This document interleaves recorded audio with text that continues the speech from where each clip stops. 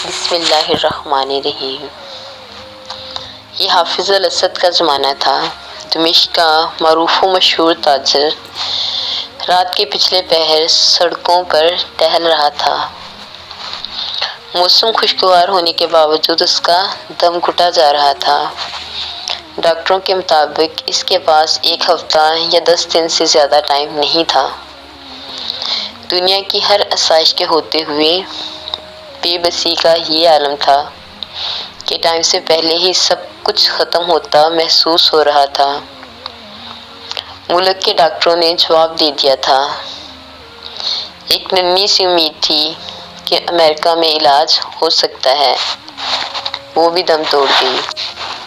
جب وہاں کئی مہینے ٹیسٹ وغیرہ کروانے کے بعد سینئر ترین ڈاکٹر نے آخر کار ایک دن آ کر نرمی سے سمجھایا کہ آپ کے پاس زیادہ ٹائم نہیں ہے، لہٰذا میرا مشورہ ہے اور عقل مندی یہی ہوگی کہ باقی کا قیمتی ٹائم آپ اپنے بیوی بچوں کے ساتھ گزاریں۔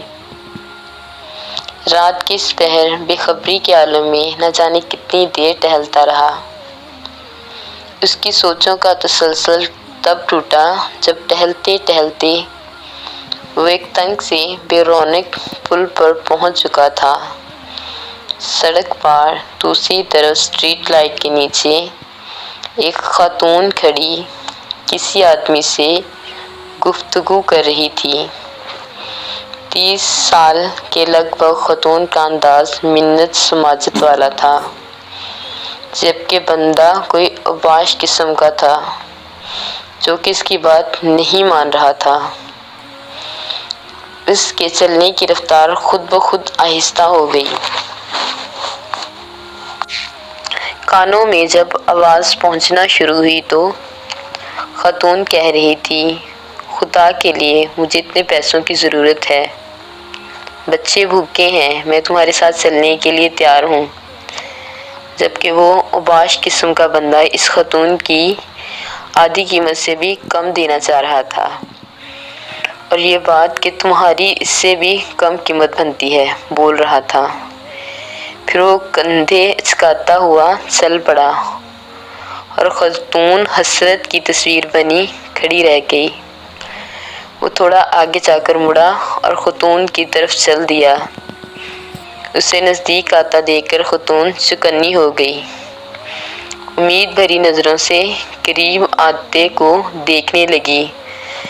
نزدیک پہنچنے سے پہلے خاتون آگے بڑھی۔ اس کا انداز ایسا تھا جیسے اپنے آپ سے زبردستی کر رہی ہو۔ اس نے قریب پہنچ کر سلام کیا۔ خاتون نے مصنوعی مسکراہٹ کے ساتھ جواب دیا اور ٹٹولتی نظروں سے دیکھا، اور تھوڑا قریب ہوتے ہوئے معنی خیزی بنا کر پوچھا، کیا موڑ ہے؟ وہ پیچھے ہٹا اور نرمی سے کہا، نہیں، ایسی کوئی بات نہیں ہے۔ دراصل میں نے ابھی گزرتے ہوئے تمہاری اس آدمی کے ساتھ تھوڑی سی گفتگو سنی ہے۔ مجھے بتاؤ بہن، تمہارا کیا مسئلہ ہے؟ اس طرح پوچھنا تھا کہ خاتون جو کہ مضبوط دکھائی دینے کی کوشش کر رہی تھی یکدم روحانسی ہو گئی۔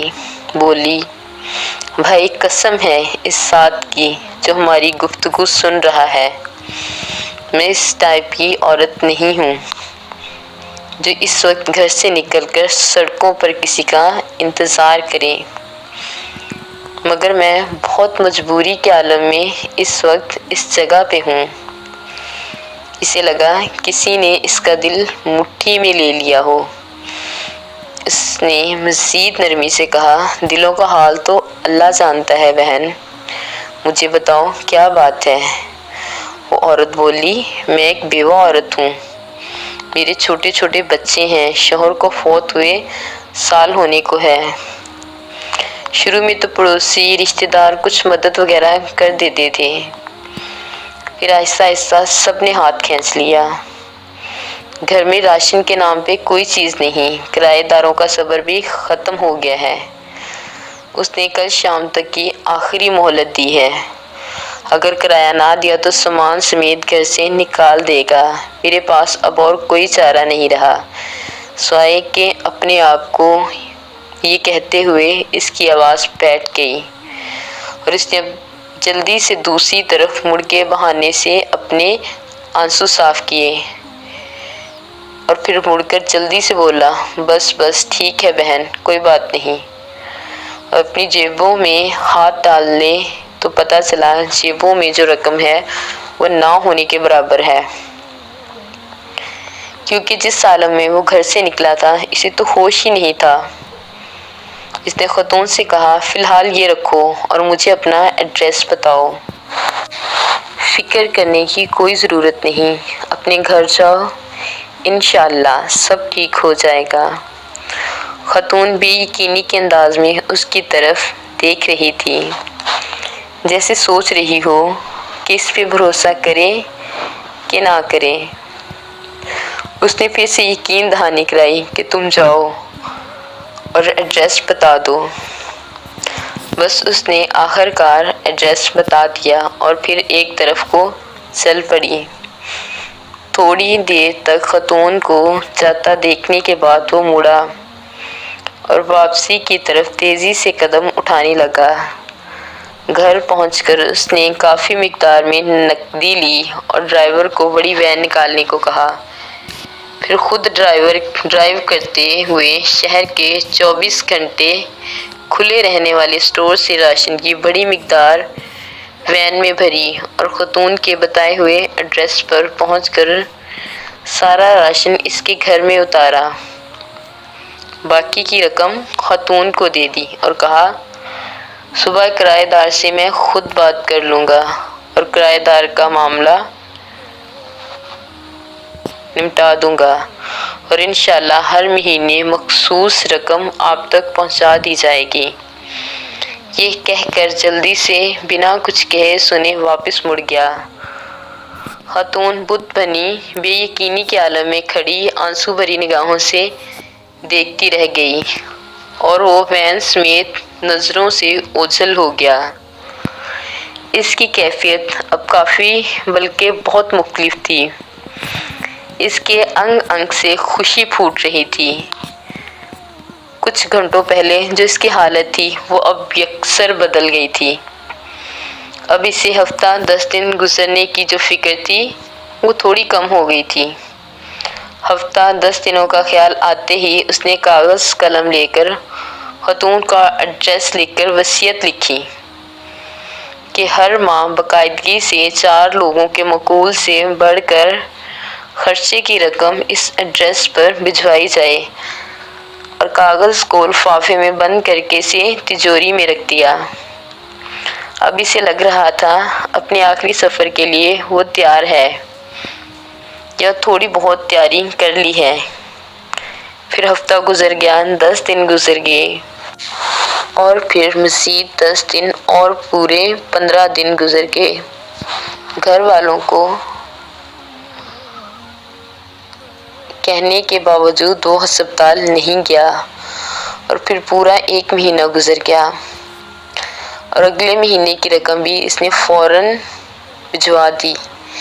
پھر ایسے ایک مہینہ کرتے پورا سال گزر گیا اور وہ معمول کے مطابق رقم بھجواتا رہا۔ پھر 5 سال، پھر 10 سال گزر گئے اور پھر پورے 20 سال گزر جانے کے بعد ایک رات وہ معمول کے مطابق تہجد کے لیے اٹھا، وضو کر کے تہجد شروع کی اور سجدے میں دعا کرتے کرتے اس کی سانسیں ختم ہو گئیں۔ اس جہان فانی سے سجدے کی حالت میں رخصت ہوا۔ گھر والے جب صبح اٹھے تو اس کو سجدے کی حالت میں مردہ پایا۔ افسوس کے ساتھ ساتھ گھر والوں کو اس بات کی خوشی تھی کہ اچھی اور مبارک موت ہوئی ہے۔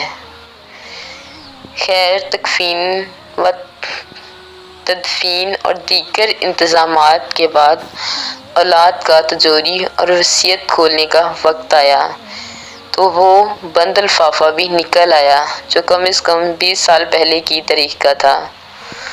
ان کے والد کے ہاتھ کا لکھا ہوا تھا اور اس کا مطلب تھا اس لکھے گئے ایڈریس پہ 20 سال سے رقم جا رہی تھی۔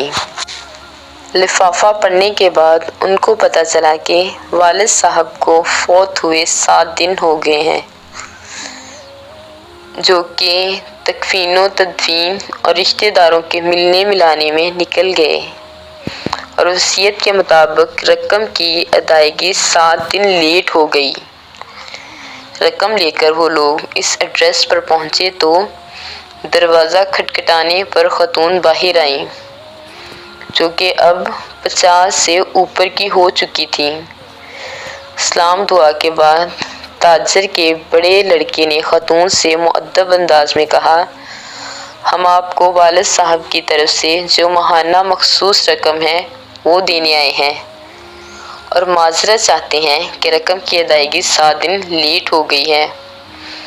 وہ اصل میں خاتون جلدی سے بولی، ارے نہیں، کوئی بات نہیں، آپ کے والد صاحب کے ہم پر بہت احسانات ہیں، آپ لوگ میری طرف سے والد صاحب کو بہت بہت شکریہ بولیے گا، اور انہیں بتائیے گا کہ ہم ہمیشہ انہیں دعاؤں میں یاد رکھتے ہیں اور رکھیں گے، اور میری طرف سے آداب کے ساتھ ساتھ انہیں بتائیے گا کہ اب ہم ان کی رقم کی ضرورت نہیں رہی۔ بیٹا حیرانگی سے بولا، اب کیوں نہیں ضرورت رقم کی؟ خاتون خوشی کے آنسوؤں میں ملی آواز میں بولی، اللہ کے فضل سے پہلے میرے بڑے بیٹے کی ملازمت لگی تھی، اور 7 دن پہلے ہی بیٹے کو اس کی پہلی تنخواہ ملی۔ خاتون روانے میں پتہ نہیں کیا کیا بولے جا رہی تھی، جبکہ لڑکوں کے کانوں میں خاتون کا یہی جملہ اٹک کر رہ گیا تھا، 7 دن پہلے میرے بیٹے کو اس کی پہلی تنخواہ ملی، 7 دن پہلے ہی میرے بیٹے کو اس کی پہلی تنخواہ ملی۔ آپ صلی اللہ علیہ وسلم کا فرمان ہے، رازداری میں کیا گیا صدقہ اللہ پاک کے غصے کو بجھاتا ہے۔